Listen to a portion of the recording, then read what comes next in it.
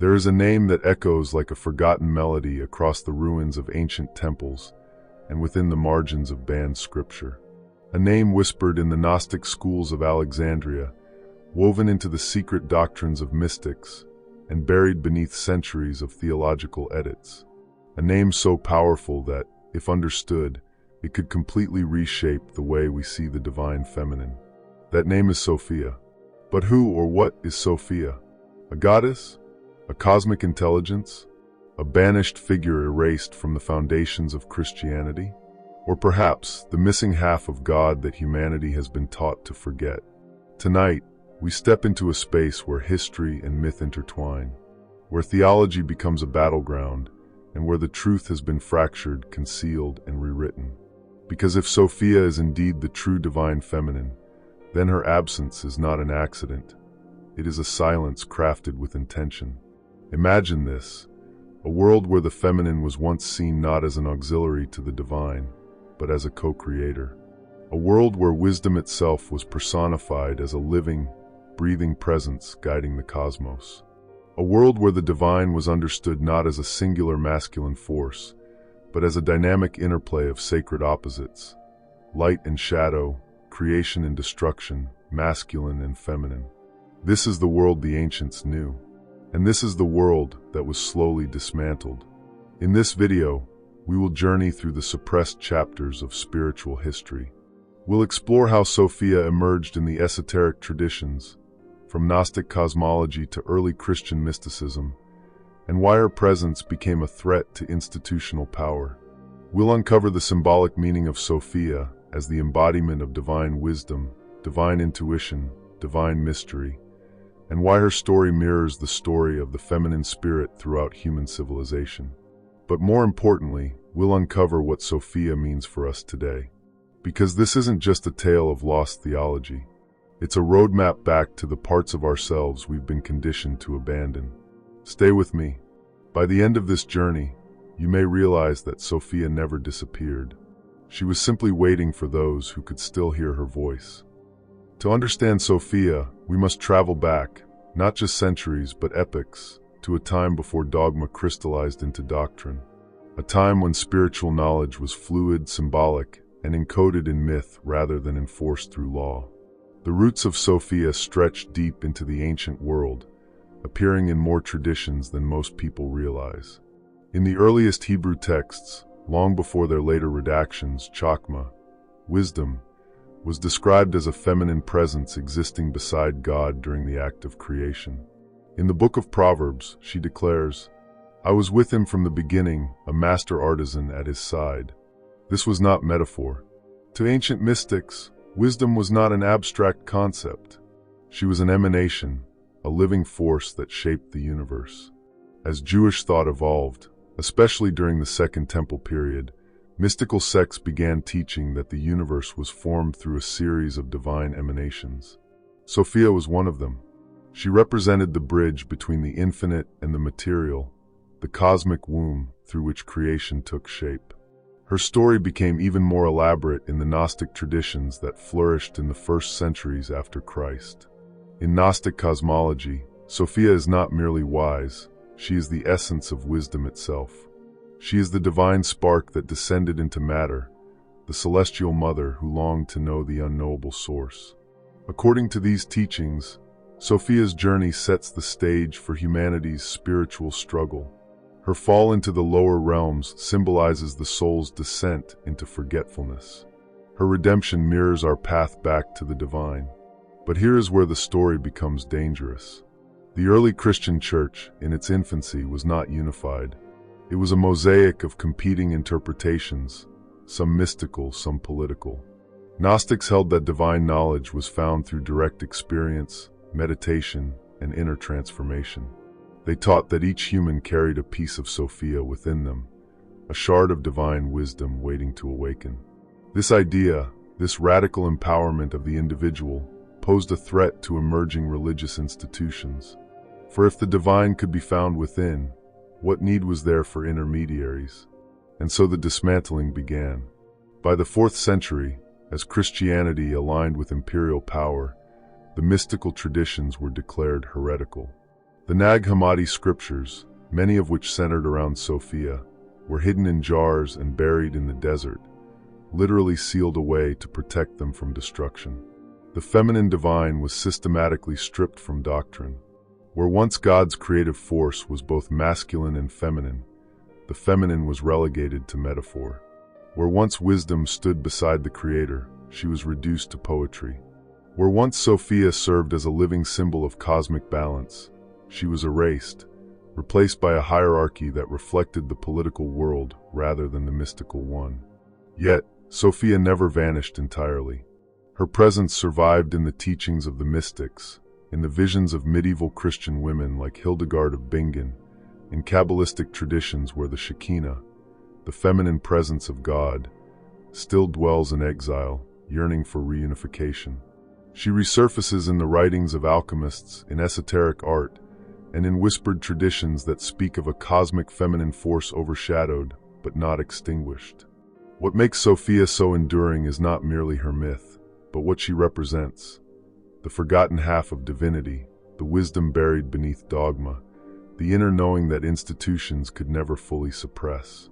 And this is where our deeper exploration begins. To truly grasp Sophia's essence, we have to move beyond history and step into symbolism, because Sophia is not simply a figure of the past. She's an archetype, a cosmic principle, and a mirror reflecting something dormant within every human being. At her core, Sophia is the embodiment of divine wisdom, but not the kind found in textbooks or institutions. She represents gnosis, knowledge that is felt rather than taught, remembered rather than learned. She is intuition, insight, the subtle inner voice that speaks in moments of clarity. She is the bridge between the infinite and the incarnate. Imagine the divine as a vast, luminous ocean. The masculine represents the structure of that ocean, the laws, the patterns, the frameworks that sustain existence. But Sophia, she is the movement within it, the currents, the flow, the creativity that births new life. Without her, the universe is still. With her, the universe becomes alive. In Gnostic cosmology, Sophia's story begins with an act of longing. She desires to know the unknowable source fully, to experience the depth of the divine without intermediary. But in reaching too far, in attempting to comprehend that which cannot be fully grasped, she descends into a realm of fragmentation, a realm symbolizing matter, separation, and forgetfulness. This descent is often framed as a fall. But in esoteric traditions, a fall is not a mistake. It is a necessary step in the unfolding of consciousness. Sophia's descent into the lower worlds is the cosmic myth of every human soul, the journey from unity into individuality, from eternity into time, from the infinite into flesh. Thus, Sophia is not simply a distant goddess, she is the story of us. Her fragmentation represents the human experience of being disconnected from our source. Her sorrow symbolizes our existential search for meaning. Her spark of divine memory mirrors the intuition that something greater exists beyond the surface of life. But here is where the story grows more profound. Sophia, even in her descent, does not lose her essence. She becomes immanent, meaning she dwells within creation. She is the whisper behind every moment of insight we cannot explain. She is the force that pulls us toward truth even when we don't know why. She is the ache for something transcendent, a longing for reunion, for wholeness, for meaning. This is why so many mystical traditions portray wisdom as feminine, not as a gendered being, but as the receptive quality of consciousness. The ability to receive, intuit, perceive, and feel truth directly. The feminine, in esoteric symbolism, is the vessel through which the divine becomes knowable. But this symbolism carries another implication, one that made Sophia dangerous to the early church. If Sophia represents the divine dwelling within matter, then she implies that the sacred is not confined to heaven, temples, priests, or doctrine. She suggests that the human body, the natural world, the psyche itself, all are infused with divine potential. She implies that enlightenment is not granted from above, but awakened from within. This radically empowered the individual, and institutions fear nothing more than empowered individuals. Sophia reveals that the divine is not something to be worshipped at a distance, but something to be experienced intimately. She teaches that wisdom is not obedience, but awakening, not conformity, but consciousness. To suppress Sophia was to suppress a spiritual revolution. And yet, even hidden, her symbolism seeped into countless cultures. The Virgin Mary absorbed fragments of her. So did Isis, Shakti, Kuan Yin, and the countless mother goddesses of antiquity. They all carry echoes of the same archetype, the feminine face of God, the embodiment of compassion, wisdom, and inner knowing. But Sophia's story, in its purest form, is more than myth. It is an invitation, because if Sophia is the divine within matter, then her redemption is our own. Her yearning is our own, and her return, her restoration, is the awakening of a forgotten dimension of consciousness. Now that we've laid the foundation, we can turn to the deeper mysteries. What does it truly mean that Sophia was erased? And what truths emerge when we bring her back into the story? To understand why Sophia was erased, and what her disappearance reveals, we need to look beyond theology and into the heart of human psychology, power, and cosmic balance. Because the truth is this: Sophia's story is not just a spiritual myth. It's a map of what happens when any society suppresses its feminine principle. Let's begin with a paradox. In almost every ancient spiritual system, creation arises from the interplay of opposites: light and darkness, order and chaos, spirit and matter, masculine and feminine. These forces were never rivals, they were partners, complementary and necessary. In the earliest mystical texts, God was not a singular gendered being but a union, the active and the receptive, the expansive and the containing, the transcendent and the immanent. But once Sophia was removed from the narrative, something profound shifted. The divine became one-sided. Creation became hierarchical. Wisdom became abstract instead of embodied. This imbalance didn't just reshape religion, it reshaped humanity's psyche. Because the feminine principle, symbolically speaking, is that which feels, nurtures, perceives, and intuits. It is the dimension of consciousness that understands through experience rather than logic, through connection rather than separation, through presence rather than control. When this principle is suppressed, people become fragmented. Societies become rigid. Spirituality becomes externalized, a set of rules instead of a lived truth. Sophia wasn't erased because she was irrelevant. She was erased because she was too relevant. She threatened the structure of a system that depended on intermediaries, priests, bishops, emperors, to define truth for the masses. If everyone carries a spark of Sophia within, if wisdom is found through inner awakening, then the entire hierarchical model disintegrates. But here's the part often overlooked. Sophia's fall and restoration are not simply cosmic events, they're metaphors for human consciousness. In Gnostic teachings, her fall symbolizes the soul's descent into duality and forgetfulness. But her restoration, the moment she turns back toward the source, is the turning point of the entire cosmic story. The universe begins to reorder itself. The divine spark scattered within humanity starts to awaken. When we see Sophia as the divine feminine archetype, this restoration becomes deeply personal. It means that awakening does not come from adding something new to ourselves. It comes from remembering what was lost, reintegrating what was exiled, reclaiming the parts of our psyche shoved into shadow by centuries of imbalance. And that brings us to a deeper mystery. Sophia is not a victim. She is not merely a fallen being waiting for rescue.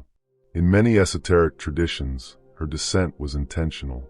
She descended into matter to spark its awakening. She became immanent so consciousness could evolve from within the physical world. Her fragmentation planted the seeds of divine memory in every soul. In this interpretation, Sophia becomes not a cautionary tale, but the cosmic mother of enlightenment, the one who enters the darkness so that light can be born within humanity. This flips the traditional narrative on its head. Instead of seeing the material world as fallen or corrupted, Sophia teaches that the physical is a sacred womb, a place where the divine expresses, evolves, and transforms itself. This is why mystical traditions emphasize embodiment, presence, and inner alchemy, because awakening isn't about escaping the world, but illuminating it. But even this deeper interpretation comes with a challenge. If Sophia dwells within matter, and therefore within us, then her forgottenness is our forgottenness. Her exile is our disconnection. Her restoration is our healing. This brings us to a critical insight. Sophia represents the inner wisdom we have been conditioned to distrust. The intuition dismissed as irrational. The sensitivity labeled as weakness. The empathy treated as impractical. The inner voice drowned out by the noise of the world. Reclaiming Sophia means reclaiming these aspects within ourselves. The divine feminine was not erased from Scripture. It was erased from the human psyche. And now, as thousands of people across the world feel a pull towards spiritual awakening, esoteric teachings, and intuitive wisdom, Sophia is resurfacing. Not as a figure to worship, but as a force to embody. Her return is not an event, it's a movement. And now that we understand who she is and what she represents, we can explore the most important question of all. How do we bring Sophia back into our daily lives?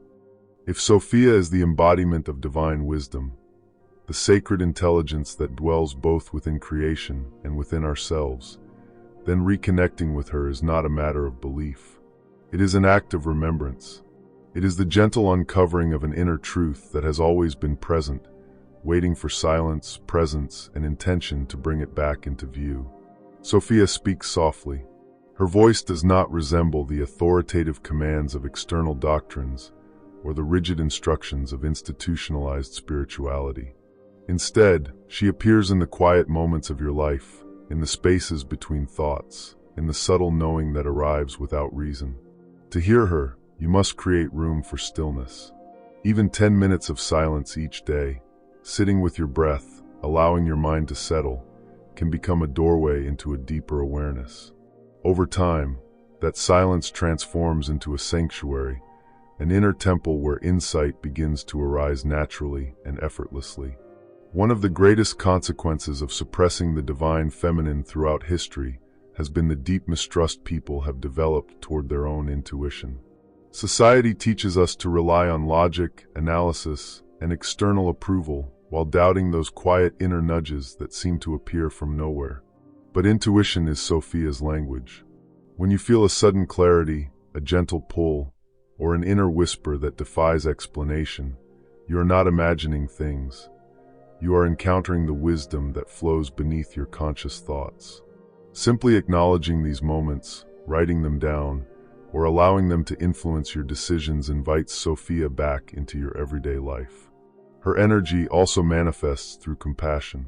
Not the performative compassion that seeks to please others, but a deep internal softness toward yourself. Whenever self-criticism rises, imagine asking a single question. What would wisdom say in this moment? And what would compassion say? This shift in perspective gradually reshapes your relationship with yourself, replacing judgment with guidance and pressure with understanding. Sophia is also reflected in the natural world. She moves in the rhythms of wind and water, in the cycles of growth, decay, and renewal. Spending even a few moments outdoors each day, feeling the texture of the air, observing the movement of leaves, listening to the earth, becomes a form of communion. Nature is not separate from this wisdom. It is one of her oldest mirrors. When you observe the balance and patience inherent in the world around you, you reconnect with a part of yourself that civilization often numbs. Another way to embody Sophia is through inner alchemy, the transformation of emotion into understanding. Instead of resisting emotions, begin to treat them as teachers. Fear reveals where connection has been lost. Anger highlights boundaries that need strengthening. Sadness invites you to honor something that was never fully acknowledged. When you approach emotions with curiosity instead of resistance, they become pathways toward a deeper truth. You stop seeing them as interruptions and start recognizing them as initiations. Ultimately, reconnecting with Sophia requires creating space for the feminine principle within your daily life. This does not mean favoring the feminine over the masculine. It means restoring a balance that has been lost for centuries. Allow yourself moments of rest without guilt. Embrace creativity without demanding immediate productivity. Give equal value to intuition and logic, to flow and structure, to contemplation and action. When these forces coexist harmoniously within you, something profound happens. Your inner world becomes whole again. Sophia's return is not a dramatic spiritual event. It is a subtle unfolding, a remembering of wisdom that was obscured but never extinguished.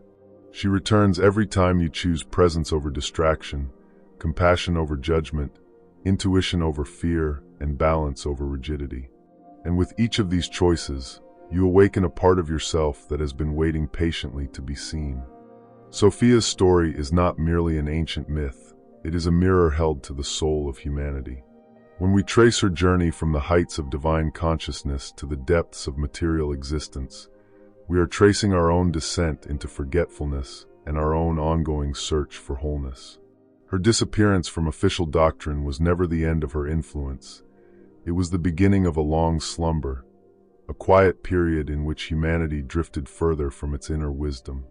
But now, as millions feel the stirrings of a deeper awakening, her presence begins to surface again, not as a distant deity, but as a force moving within human consciousness. When we restore Sophia to her rightful place, we restore balance, not just in spiritual understanding, but in our internal landscape. We remember that wisdom is not found only in intellectual mastery, but in the lived experiences that shape us. We remember that intuition is not an unreliable impulse, but a direct thread connecting us to the unseen. And we remember that the divine does not speak only through scripture and tradition, but also through the body, through nature, through emotion, and through the quiet clarity that emerges in moments of stillness.